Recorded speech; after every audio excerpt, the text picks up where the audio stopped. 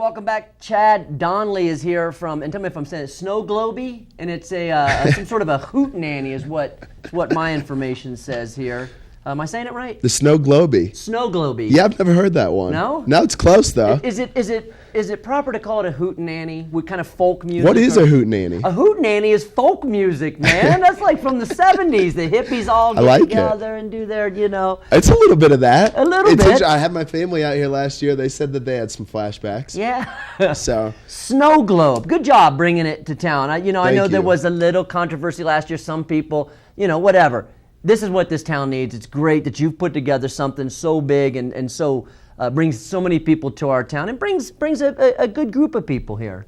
Yeah, I really appreciate that. To be welcomed back for a second year is huge for us. We've invested a ton in the community and, giving to local nonprofits. The city's been great and the college has been awesome as well, so we're psyched to be back. Good. Yes, everybody wanted you back. I know last year the one thing, and not to focus on negative at all, but there was people said, oh, it's too, and I could hear it at my house. It was, I told people, I said, for this year, if you want to get, because a lot of the dogs too were having a hard time with that hard bass beat. Right. That we were having to move a lot of the dogs down to Fallon last year, which is very far from here. Wow. So they could handle it. There have been some things that you guys have done this year to say, hey, we want to make this work for everybody. Absolutely. Yeah, that's one of our highest priorities. We've done, we're not flying the subwoofers this year, which will mitigate the sound. It really just makes the impact right there on the site, so the fan experience doesn't suffer at all.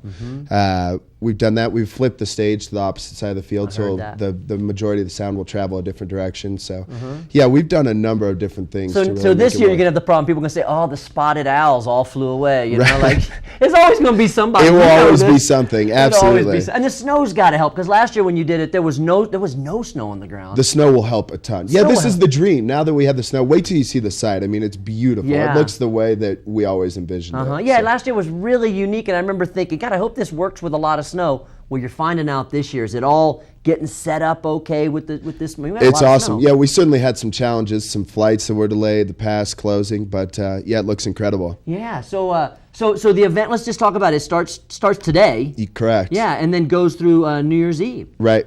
Yeah, it starts this afternoon and then ends at 12:30 on New Year's Eve night. So who's here? Who's coming? What do we tell? How do we get people excited? I know there's still some tickets available, but it's likely to sell out. Yeah, more than 50 artists throughout the weekend, 4 stages. We had a silent disco this year, which is a pretty cool feature. Heard about that. Everyone, Deadmau5, Chromeo, Wiz Khalifa.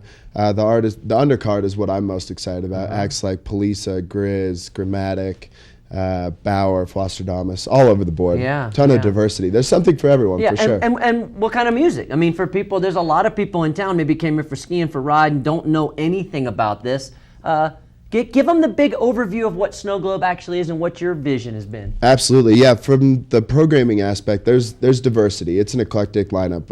Night 1's headliner is obviously hip hop. Night 2 is, he's one of the largest electronic acts in the world. Certainly one of the most outspoken as well. So, and then Night 3, Chromeo is purely funk. I mean, it's great dance music, but all over the board. There's hip hop, there's indie, there's an act named Combro Chill that is the most eccentric, over the top act that I've ever seen. I mean, there's something for everyone, for sure. That's awesome, man. And I know last year a buddy of mine, I actually have a friend who's a cop, believe it or not, but he was telling me of all the things that he's been involved in. He's a sergeant in town, and said he was at the event and walking through it. He said it had a totally different feel of any other event he'd been to. That the crowd was just really inviting. How you doing? And yes, sir. And people just really psyched. Not worried about seeing the cops there. It was a great vibe at the event. I didn't have a chance to go to it. Yeah, that's awesome to hear. I mean, last year we had over 30,000 fans. I think we had just a handful of arrests. So.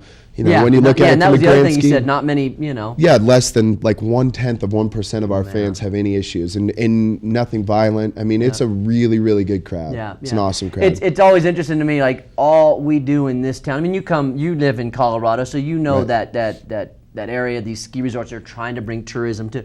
We try like hell to get people to come. Last year we bring in 40,000 people.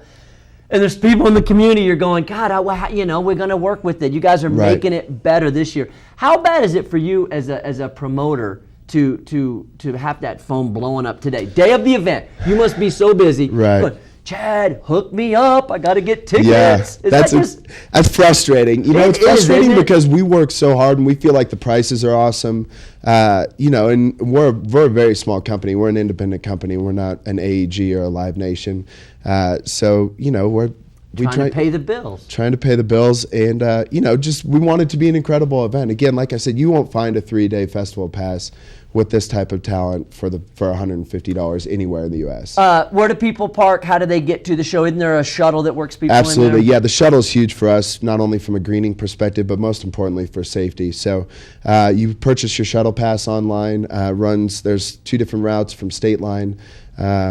But yeah, parking on site is extremely limited. We encourage everyone to take the shuttle. It's, you know, it's a safe ride home. Yeah. It's easy. So yeah, and tickets are available on the website as well. Cool. And there's still tickets available. There are a few tickets available. Yeah, we're expecting to sell out today. Well, all 3 days will eventually sell out. 40,000 people come into town. So I mean, you can feel it. It's busier in town. That's what everybody in this town always talks about. And good job this year trying to you know, work with the community and turn the speakers and drop the subwoofers and getting all that snow on the ground. Anything else to cover before we?